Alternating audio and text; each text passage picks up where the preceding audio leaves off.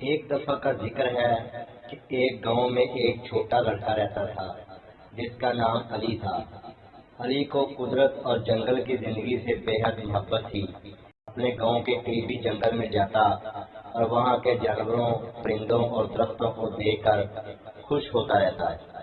ایک دن علی کو جنگل میں ایک چھوٹا سا سانپ نظر آیا۔ سانپ بہت خوبصورت تھا اور اس کی جلد پر بریک بریک دھاریاں تھیں۔ علی نے سوچا کہ اگر وہ اس سانپ کو کچھ نہیں کہے گا تو سانپ بھی اسے کچھ نہیں کہے گا۔ علی نے سانپ کو قریب جا کر دیکھا تو وہ زخمی تھا۔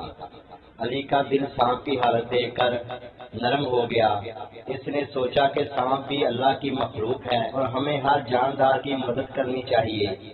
وہ فوراً گھر واپس گیا اور اپنی ماں سے ایک چھوٹی سی دعا کی بوتل لی اور پٹی لی۔ پھر وہ جنگل واپس آ گیا اور سانپ کے زخم پر دوا لگا کر اس پر پٹی باندھ دی۔ چند دنوں بعد جب علی دوبارہ جنگل گیا تو سانپ بالکل ٹھیک ہو چکا تھا۔ وہ سانپ علی کو دیکھ کر خوشی میں پھنکارنے لگا جیسے وہ اس کا شکریہ ادا کر رہا ہو۔ علی نے بھی مسکراتے ہوئے سانپ کو دیکھا اور پھر روزانہ جنگل جانے لگا۔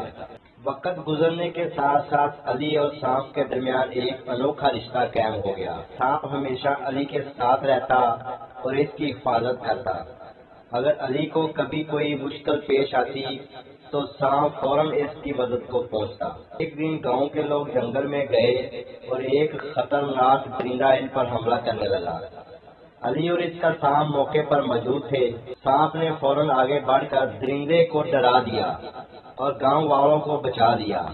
گاؤں کے لوگ حیران رہ گئے، ایک چھوٹا سا سانپ ان کی جان بچا سکتا ہے۔ یوں علی اور سانپ کی دوستی پورے گاؤں میں مشہور ہو گئی اور لوگوں نے یہ سیکھا کہ جانوروں کے ساتھ مہربانی اور محبت سے پیش آنا چاہیے۔